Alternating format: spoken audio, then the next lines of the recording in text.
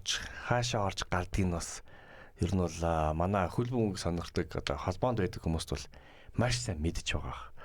Тий би 18 оны дэлхийн аваргаар надад тийм тикт олдож исэн байхгүй. Ааха. Тий би мэдгүй санамсаргүй бас нэг тийм үйл явдал болсон. Тикт хайжсэн. Тэгээд тэгсэн чинь дэлхийн аварга Оросд болж байгаа шүү дээ. Тий 18 оны Оросд болж байгаа. Тэгэхэд Оросд байгаа манай найз тэнцэнээс тикт авч чадахгүйсэн байхгүй. Ааха. Тэгэхэд Монголоос би тэр хүнд олж өгөх яах вэ? Тохой би нэг одоо Оросын шинжлэх ухааны соёлын төвөж гэдэг хоочин тий. Тий одоо рус гэдэг тий тэнцээ яг дэлхийн аварга Оросд болж байгаа юм чинь нэгээд асрууд нэгжсэн UB Fest гэдэг тийм баг. Яг Эрцэнкагийн гадаа задгаа ийм гоё хоёр том асар тавигдаж тэнцэн фуд кортод нэгдээд бас хоолонд гоё юм зам идэж боломжтой. Тэгээд давхар хөлбөмбөгөө үзээд Монголын бас бүхэл том хамтлууд тоглож исэн. Тий тэр үеэр яг дажгүй сайн ажилласан гэдэг ер нь л Эрцэнка намайг юу явуулах боломжтой байсан. Дэлхийн аварга тиктийн хэрвээ тиктэй олчих юм бол би тэгээд тиктийн таньдаг хүмүүстэр бас нааш чашаа ярьж байгаад асуужсэн чинь байгаа штэ асуудалгүй ямар тоглолтыг гэсэн. Тэгэхэд надаа нэг 2-3 тоглолтын нэг санал өгч ирсэн. Тэгээд Орос Египтийн тоглолт үзсэн байхгүй. Тий Санкт Петербургт болж ирсэн. Печерийн тоглолт. Тий хамгийн гол нэг тикт нь $200 байсан. Тий. Тухайн үед шүү дээ. 18. Гэхдээ $200 тухайн үед 18 онд гэж яриад байгаа боловч одоогийн саяны 26 оны дэлхийн аварга шалралттай харьцуулахад гайгүй байхгүй юу? Тий. Саяных чинь бол өстой тэр нөгөө билетийг ямар үнээр авсан гэдэг зүгээр нэг янз бүрийн сошиал дээр нэг юм влог хийдэг нөхдүүд гудамжаар явж байгаа хүмүүсээс асуусан чинь бараг минимумдаа 5-6 мянгаар ирж байгаа. Тэгж байгаа тий. Яг нөгөө энэ юун дээр бол холбоон дээр бол тэр чинь баг үнгүй шахуу ирж байгаа шүү. Тэгж байгаа. Тий тэгэхэд за би мэдгүй одоо би бол нэг $200 олж исэн. Тэгээд хамгийн гол нь тэр нь сонирхолтой нь бас нөгөө тикт ингээд хайгдж яхад яг тэнцэн хөлбөмбөгийн холбоо гэвсэн баг. Энэ бас нэг сонирхолтой зүйл нөгөө юу яасан шүү дээ. Бас нэг энэ шүүмжлэлттэй зүйл нэг юм дагуулад байсан юу гэсэн чинь угаасаа нэг жилээс 2 жилийн өмнө Америк нэгдсэн улсад дэлхийн аварга болох нь ойлгомжтой болонгууд нөгөө за тодорхой хэмжээний юу гэдэг нөгөө тоглолтын билет зардаг манай сайт платформуд байна тий. Эсвэл аяллаа компаниуд байна. Одоо тэр Америк нэгдсэн улс руу явж тоглолтоо үзье. Группээр нь авч яваад ингээд нөгөө тодорхой хэмжээний мөнгөтэй үн өртөгтэй тэгсэн чинь нэг тоглолтын билетийг авсан чинь аяллаа компаниар билет авахад харьяалагдсан билетийн газар нь Монголын хөлбөмбөгийн холбоо гэж гарч ирж байна. Үгүй харин яг наатаж л хэлээд байгаа байхгүй. Энэ тэр яг хуу холбооноос нэг ингээд за үнэхээр муухайгаар хэлэхэд нөө арын хаалга янз бүрийн ингэж яагаад холбоон дотроос очиод авцсан бол өөр хэрэг. Аяллаа компаниас одоо аяллаа одоо юу гэдэг худалдаж аваад захиалаад авч жагаад хөлбөмбөгийн холбооны билет гэж орж ирдэг нь жоох 900% арай буруу юм уу гэдэг зүйл. Үгүй буруу юм уу гэж энэ өөрөө буруу байхгүй байх боломжгүй байхгүй. Тэгэхээр одоо хөлбөмбөгийн холбоонд магадгүй нэг аль нэг хүн өөр ингэсэн Америк руу аяллаа тийм компанитай юм уу? Тий. Эсвэл хамаатан садан тэнцээ ажилтдаг тэгээ шууд нийлүүлэх боломжтой байдаг юм уу? Ийм хид хидэн гарцууд гарч байгаа байхгүй. Энэ ихтэй бас нэлээд ярианы сэдв болоод одоо тэр нэг 2 хүний нэр явж ил байлээ тэр Америк нэгдсэн улсад одоо очиж нөгөө тоглолтыг үзсэн манахаас тэгээд тэр хоёрыг бол янзаар л хэлж ил байсан л да тэр одоо өөрийн ч юм худлаач юм сайн мэдэхгүй байна. Гэхдээ тэр нөгөө нэг аэродром байгаа шүү дээ том. Тэр чинь нэг жуулчны бааз шүү болгоод эцэн нэг гэж явж илээ. Тэр чинь одоо уусаа юу яасан шүү дээ. Голомтын зээлд байгаа шүү дээ. 500 сая төгрөгөөр зээлсэн зээлд одоо ингээд барьцаалтанд байгаа гэж яригдж байгаа. За тэгээд хөлбөмбөгийн холбооны одоо Азда хамгийн том аэродром байж тэнцэнэ ерөөсө баг явуулахгүй байгаа. Тэгээд сүүдэд хараад тэнцээ янз бүрийн бүр хөлбөмбөгөөс холдоо сэдвтэй бүр подкаст бичлэгүүд хийж байгаа. За тэгээд тэнцэн бас амралтын бааз маягийн юм болчиход байгаа. Хоочин дөнгөж нэгдсэний дараа тэнцээ бол багууд тодорхой хэмжээний мөнгө төлөөд шууд тэнцээ байрлах боломжтой гой хоолундаа идээд байрлаад тэгэл бэлтгэлтэй хэд удаа гарах боломжтой гэсэн тийм гой бий болгож ирсэн байхгүй тийм боломжийг гаргаж ирсэн. Манай одоо таньдаг одоо хэдэн тамирчид залуучууд багаараа тэнцээ очиж мөнгө төлөөл тэгэл байрлал бэлтгэлээ хийгээд ямар ч гэсэн ийм тусгаарлаад вакуумлаад яг нөгөө бэлтгэлдээ анх арах тийм боломж байсан байхгүй. Сүүлүүд ерөөсөө тийм одоо сонсогдохгүй. Яг нь сүүлд нэг хөл мөнгөтэй холбоотой гэхэр нэг холбооны нэг амар дуу гарцсан байлээ шүү дээ. Тэр бол нэрээ. За би уг нь тэр хоёр уран бүтээлч залуу одоо бүсгүйтэй бол хай таардаг байхгүй арга хэмжээндээ таардаг юм би тэгээд тэр хоёр хизээч одоо тийм дуулахгүй л үдэ гэж бодож ирсэн чинь тэгээд тийм дуу дуулна гэж. За одоо яг одоо мөнгө хэрэгтэй гэж магадгүй ах л та тийм ээ. Гэхдээ тийм дуу дуулаад яваад өөрөөсөө одоо магадгүй хөл бөмбөгөөс таг хол хүмүүстэй байгаа болох л. Одоо ингээд үгийг ойлгохгүй ч юм уу тийм ээ. Тэр учрыг нь ойлгохгүй тэгээд дуулаад байгаа юм болов. Гэхдээ одоо тэрийн зохиож байгаа хүн ч гэсэн ямар ч байсан яг зохиосон үнэ хин би сайн мэдгүй байл л да. Гэхдээ тэрийг бол би мэдчихэж байгаа. Нэрийг хэлээж яах вэ? Мэдчихэж байгаа. Яг байх л та. Гэхдээ тэрийг бол би 100% бүр AI-ийн дуу гэж би бол та бүр зөв шүү. Яг энэ хөгжим сонсдог улсууд бол шууд сонсоод мэднэ шүү дээ. AI байна уу ямар нэг. Тэгээ энэ аялгаугийн шууд сонсоод мэдчихэж байгаа. Тэгээ хөгжмийн шууд сонсоод мэдэх ямар ч тийм одоо тийм мэржлийн бос хүмүүс ч одоо баг сонсон лөө. Энэ ойлгомжтой ч гэдэг. Тэрийг сонсчоод үгийн нүртэл баг одоо ChatGPT бичсэн баг. Би бүр ичээд болдог. Бүр нэг чи ямар амар юм бэ. Яг гоо би тэр хоёр дуучныг муулаад байгаа ч зүйл биш л дээ. Гэхдээ одоо тэр үгүй нэг үг гэдэг зүйл чинь бас их нөлөөтэй шүү дээ дуун тэр чинь. Харин үгийн нэг уншаад нэг ойлгоо тийм ээ. Энэ юу чэйжэнд нь яасан дөрсөн миний бүр би бүр миний зүгээр тархины бүх мембран бүр ингэ шатчихж байгаа байхгүй. Пүүд нэг хэсэгтээ гацалтанд ороод дахиж үзээд Гэхдээ би ихтэй зүгээр яг нэг Facebook дээр ч юм уу гэдэг зүгээр ингэ явуулж байгаа шүү дээ. Тэгээд явуулж байгаа нөгөө юу н хаачдаг байхгүй би дууг нь хаачдаг зүгээр ингэ эхлээд явуулдаг. Тэгээд нөгөө бичлэг ингэ явуулдаг. Тэгээд би за зүгээр нэг нээлтийн арга хэмжээнд дээр зүгээр нэг дуулсан байлгүй дээ. Одоо нөгөө энэ юбистер ч юм уу хэд хэдэн газруудад зүгээр хамтууд очиж нэг халаалт маяг юм хийж нэг дуулж өгдөө шүү дээ. Янз бүрийн cover дундыг би тэгээд зэгж дуулж байгаа багтаа гэж бодсон байхгүй.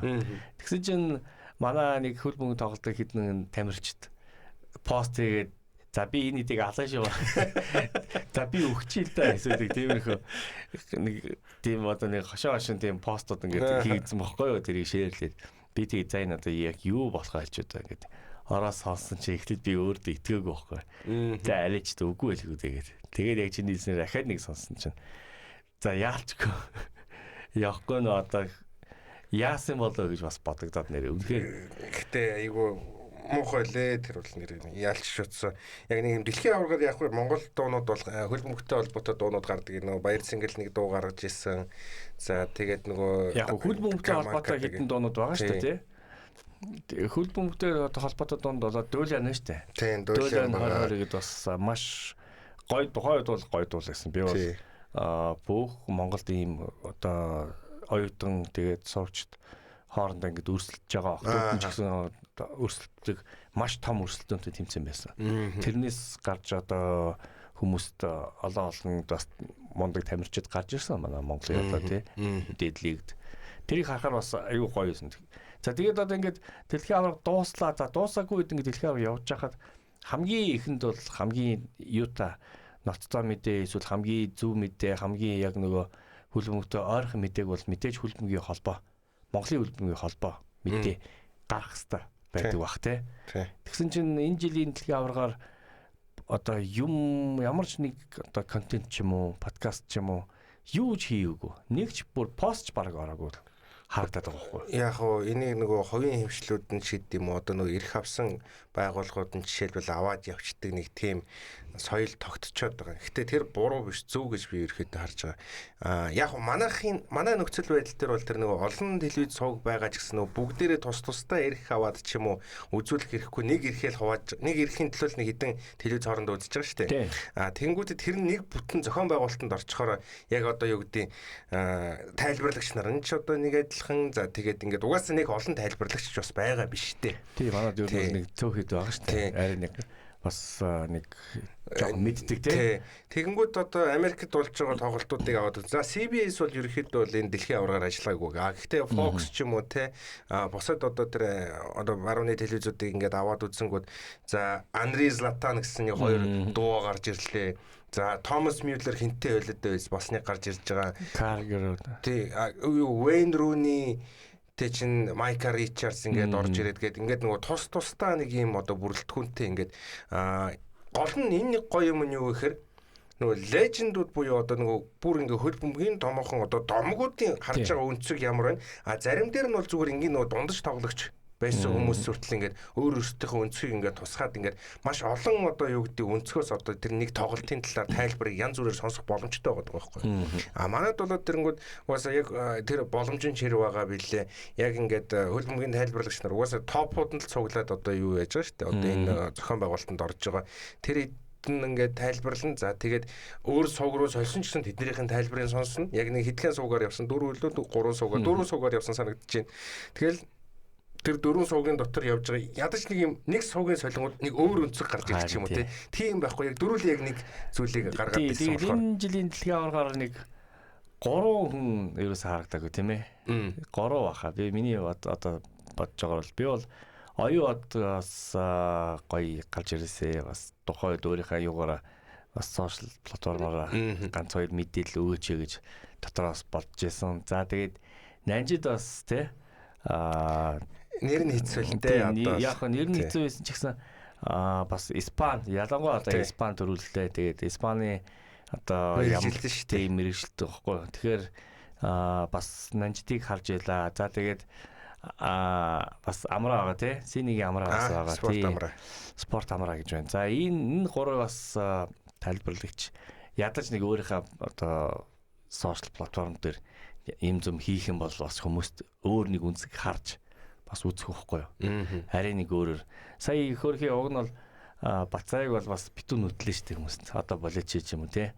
Тэгээд бас яг бас цагт болоход бол бацааг авчхаараас өөр танигдах хоолоо бас содон болчиход байна шүү дээ. Тий.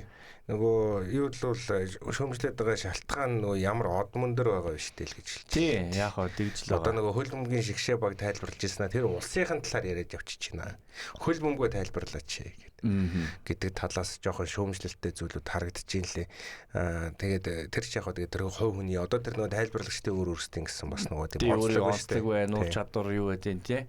Өөрийн хүнийг яаж одоо тэр тоглолтыг тэр моментыг яаж харж ийн те бас сод байж магадгүй. Яг хоо миний бодлоор Бацаагийн яг энэ одоо улсын ярьдаг ч юм уу тэрийг ярьдаг гэхээр зүгээр хөл бөмбөг бүр сонирхтгүй хүмүүст илүү жоохон анхаарал тавьсан байхаа гэж бодож байна. Дөнгөж орж ирж байгаа те. Дөнгөж хөл бөмбөгийг үзэж байгаа одоо ихэнх нь бас дэлхийн аваргаар л хүмүүст одоо хөл бөмбөгтэй танилцсан тийм. Ер нь бол яг тэр үнэн баггүй. Тэгэхээр яг тэрэн дээр нь цаачин за энэ улсын ийм байдэн шүү гэж хэлж байгаа нь бас зүгээр ч юм болов гэж бодож байгаа байхгүй. Хэрэг бас магадгүй гадаад хэлтэй хүмүүстэй бол их хвчлэн бас гадаад хэл дээр шууд үлсчихдээ шүү дээ тийм ээ. Манайх нь бол сүүлүүд бас тийм болчиход байгаа. Яг онлайн стримингийн үйлчилгээнээс авахуулаад ер нь нэг юм pirate гэж одоо нэрлээд байгаа. Одоо хууль бусаар ч юм да. Гэхдээ тэрийг чинь ингээд сонирхоод ингээд хайгаад олддог л байхгүй. Жохон компьютер вирус гэлээд юм болсон чи яах вэ? Тиймэрхүү зүйлүүд ерөөхдөө харагд. Яг энэ дэлхийн аврагч угаасаа яг саяны хэлсэнчлэн өнө яг нөгөө хөл бөмбөгтэй танилцдаг үе. Одоо шинээр одоо хөл бөмбөг сонирхож байгаа улсууд ядаж нэг одоо юу гэдэг ажлынхантайгаа ч юм уу эсвэл таньдаг хүмүүстэйгээ ингээд дөргиж явж байгаа л нэг газар суугаа хөл бөмбөг үзэлчээ тэгмүүдээ тэрнээсээ цаашаа бүр хөл бөмбөгийн хорхоотон болох уугүй юу гэдэг нэг юм шийдвэр шиг юм сонголтын донд үлдчихдэг.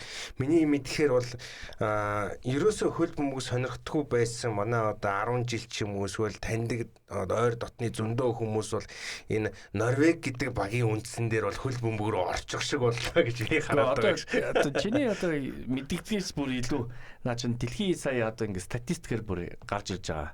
Тэгсэн чинь тэрэн дээр нь Норвег гэлтгэхээс илүү Хааланд гэж нөхрөөс болж хөл бөмбөгт одоо бүсгүүчд илүү их үздэг болсон гэсэн бүр 10 хэдэн хувиар нэмэгцээ гэж байгаа байхгүй юу. Гэхдээ одоо юу гэдэг нөгөө нэг эмэгтэйчүүдээс одоо уучлаарай. Гэхдээ хөлбөмбөг үздэггүй эмэгтэйчүүдээс ингээд аваад үзсэнгүүд нөгөө энэ дэлхийн авраг дээр тий манай Роналдо миний ах манай Роналдо гэдэг арай нэг юм царайлаг хүн байгаа тохиол зүтэй болно. Тий.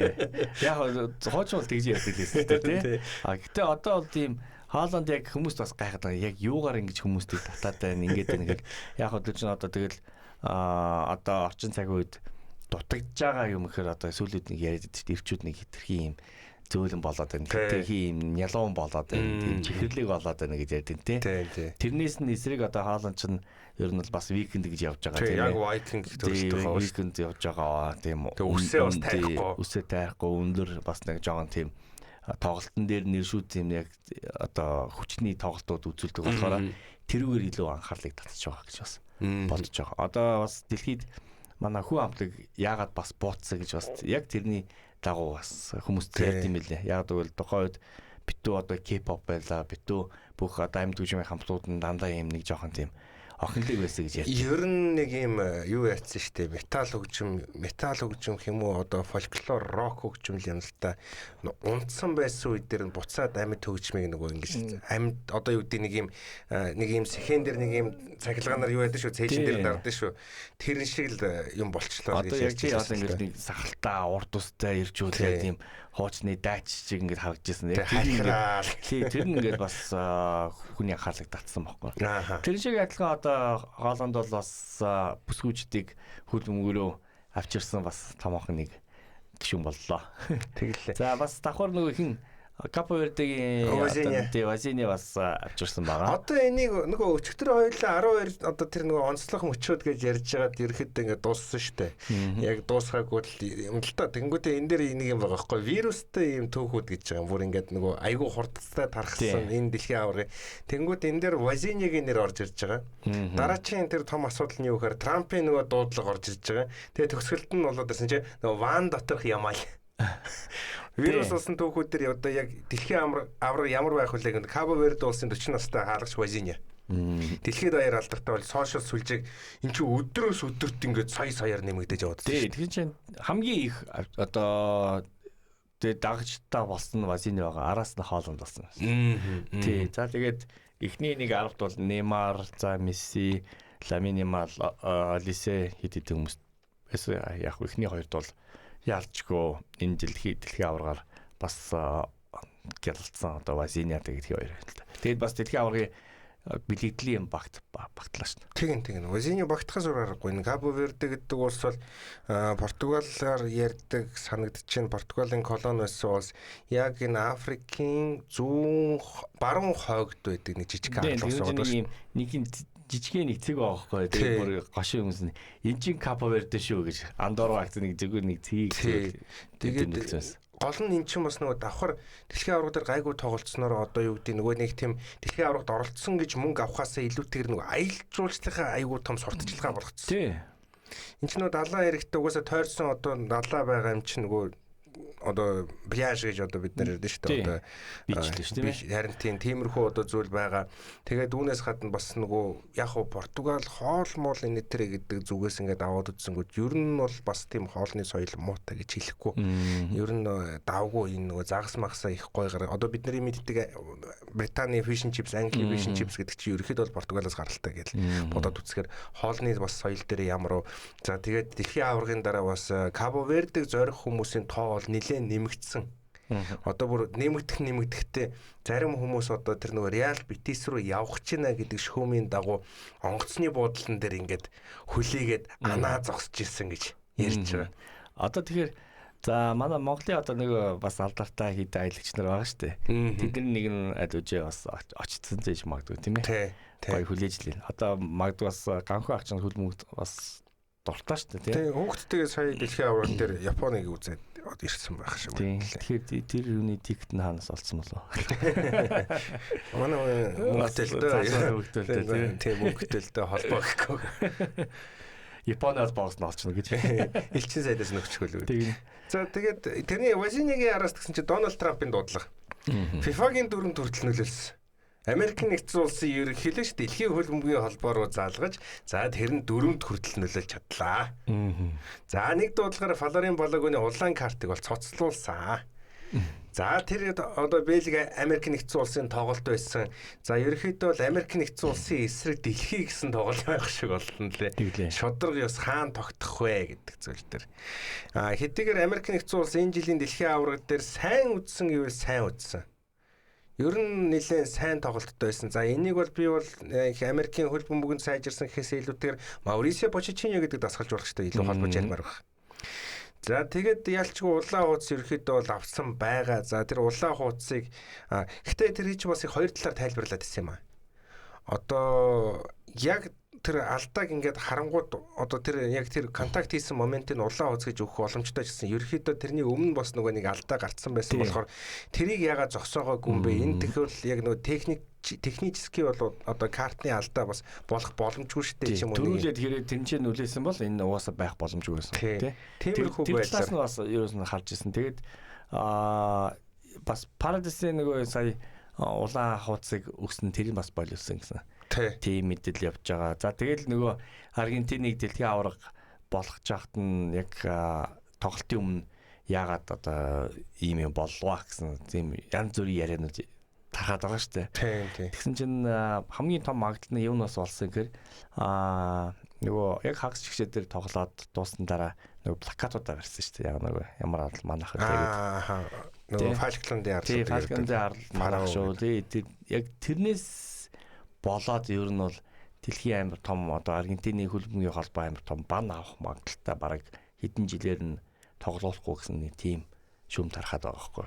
Энд чинь өмнө нь бол торгодог байсан шүү дээ. Тий, торгодог байсан. Одоо бол бас ийм энэ чинь бас улс төрлөө ингэж орчиж байгаа. Тэгэхээр бас яалчгүй нэг тийм юм болсон юм шиг байна. Тэгээ хөлбөмбөг улс төрчсөн гэвэл бүр аль 22 оноос хойш улс төрчихсөн шүү дээ. Одоо Оросын шгшээ багийг одоо зөвхөн одоо френдли буюу нөхөрсөг тоглолтуудаар нь тоглуулад байгаа болохоос биш. Ер нь бол улс төрчсөн гэвэл улс төрчсөн. Тэгээ олон улсын тавцанд бол тоглох байгаа шүү дээ. За тэдний дагуу ч гэсэн одоо ингээл Израиль, Иран, Америк өөрөө ч гэсэн тий эдгээр энэ мөрөлдөөнүүд байгаа шүү дээ. Тийм тусгай ажиллагаанд явж байгаа. Тэгэхээр эдгээр нь яасан. Тэгээд энэ чинь ахаад өөр хитэд мөрөлдөөнд байгаа. Тэд нар бас яагаад арай өөр юм болоо гэж бас хүмүүс шүүмждэг тий.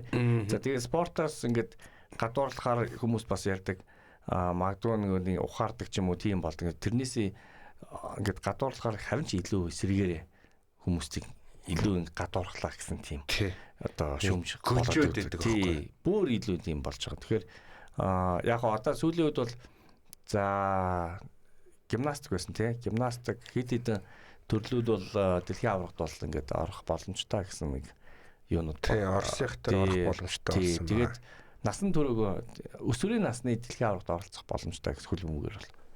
Тий, тийм бас мэдээлэл бол гарцсан байсан. Яг энэ яван дуугаас энэ өөрчлөлт нь угаасаа ямар дайн гэдэг мөнхийн зүйл байгаа биш.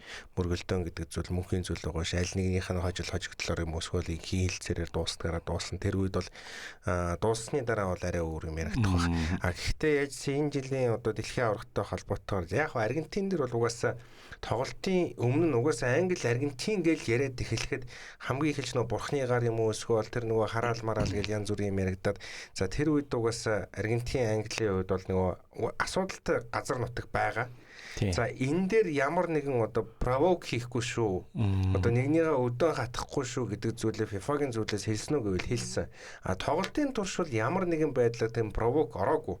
Тоглолтын араас Аргентины шгшээ багийн тоглогч нар харин эсэргээр өөрсдөө тийм бариад ингээд боссон. Эсэргээрээ бүр үнэхээр ярих юм бол хожигдсон баг нь одоо жишээлбэл Английн шгшээ баг ууранда танад хожигдсон ч гэсэн наад арал чи манайх шүү гэж хэрүүлэвэл уулан гоё явахгүй юу. Тэгсэн чинь ерөөсөө тийм байгаагүй тийм. Англичууд ер нь бол бас гоё тийм юут л л та. Илүү тийм этик талаасаа яачгүй тэгээд Европ хүмүүс дали нэг жоохон нэг тийм юу байдаг. Джентльмен гэдэг үг ч угаасаа англи хэлнээс гаралтай гэх. Латин Америкчууд тэгэл яхаа тэгээд нэг цус халуун гэдэг галуу тий яадаг үлээ. Тэр бас халуун цустай улсууд. Тэгээд тэр нь бол Буэнос Айресд юу болсон харсан үстэй тий. Одоо заа нэгтэй. Одоо миний бас нэг танд хитэн Аргентин найзууд бол бидний сторийг харсан чинь бас өргөлтэй л орчлээ. За тэгээд иймэрхүү зүйл бас Аргентины шигшээ дээр ярих боломжтой. За Аргентин ярьсан дээр бас нөгөө бяцхан Ламин Ямал ван сууж байгаа зураг. Тий, тэр хоёрын тэгтээ нөгөө тэр одоо нумеролог гэж бас нэг том юм байгаа шүү дээ, тий. Тэгсэн чинь тэр нь аягүй сонирхолтой, тий. Месси хамгийн анх дэлхийн аварт оролцож байхдаа 19 дугаартай байсан. Ламин Ямал өөрөө 19 дугаартай. За тэгсэн чинь Месси Ламин Ямалын төрсөн өдрийн хоорондын зайн 19 хоног гэж гарч ирж байгаа. Тий, бүр 19 хоног гэж яаж байгаа. Тэгсэн чинь Лионел Андрес Месси гэсэн чинь тэр юунаас нэрнээс нь Ламин гэж гарч ирж байгаа. За тий, тэгээд мэдээж за тэгээд тэр банд нь усанд оруулж байгаа юм те. Би анх тэрийг харчаад өстой жинхэнэ юм энэ гэж яг бодож ирсэн чинь. Тэр чинь яг тухайн үед хэрвээ хөлбөмбөг сонирхдаг улсууд санаж байгаа бол Барса ч нөгөө ЮНЕСКО гэсэн нэг юм логотой явж ирсэн шүү дээ. Яг тэр хүрээлгээрээ нөгөө нэг хүүхдтэй холбоотой сайн үсэн үед бол одоо тэнцээ нэг юм зураг авалтанд орсон. Тэр үед яг Ламин тэр жоохон хүүхд яг тэр Мессидээ яг зураг авахулсан. Яг тэр жоохон яг тэр бол бодит зураг гэж байгаа байхгүй. Хөөх тэрийг би бүр сүулдээ сонсоод үгүй бас юм гэж ингэж давхцсан гэж бас байдгаа гэдэг. Гэ тэр бас аюу сонирн байгаа болох. Тэр нэр үнэхээр сонирхолтой зүйл. Би бүр нэр ёо бүр тэгэхээр тэр чинь нөгөө сүулдээ бүр ингээд мим болоод хуурсан шүү дээ. AI-аар хуургаа. Одоо нэг нь нөгөөдхөө барьж иддэг бол ингээд вантан зураг усанд оруулж байгаа ч юм уу те. Иймэрхүү зүйл рүү ороод ирсэн. Гэтэ одоо ингээд одоо хөлбөмбөгийн одоо манайхаар бол бид нар Мессиг бол угаасаа хайгаар юу гэж ярьдаг шүү дээ. Хөлбөмбөгийн одоо зөв хүн биш гэж ярьдаг тийм ээ. Тэгэхээр тэр хүн одоо өөрийнхөө ингээд ажлаа ингээд энэ одоо Ламин Ямалд одоо ингээд шилжүүлж байгаа ч юм уу өгж байгаа гэсэн нэг тийм гоё бас нэг тийм бэлгэлтэй нэг юм байгаа даахгүй юу? Яг монголоор яриад нэг адис өгöd байгаа. Тийм монголоор бол яриа тийм ээ. Манайхаар бол адис өгöd байгаа л та. За яг энэ нөгөө хиймэл оюуханаар бүтсэн одоо бичлэгийг их сурвалж болгож байгаа гэснээр Килиан Мбаппегийн тухай дарангуулагч Мбаппе сэдв Францын шигшээ багт хүртэл нэвтэрсэн гэж. Тэгэхээр за ер нь бол дараагийн юу яг энэ Мбаппегийн талаар бас гоё фактууд бол зөндөө байгаа шүү дээ. Тэрний талаар бас таахан танилцуулъя. Тэгээд энэ хүрээнд спортын нэвтрүүлэг ингээд дуусаж байна. Бас л цаг яг л дуусчихлаа. За тэгээд магадгүй хэрэг таалагдж бол доор нь комент бас бичээрэй, бид нар бас харж байгаа сэдв байвал бас хэлээрэй. Эргээд нэг тий хайр бас хэлмээр шүү дээ. Тэгээ. За баярлалаа. Эх 7 өдрийн нэг өдөр эргээд энэ студид энэ цагтаа та бүхэндээ уулзъя.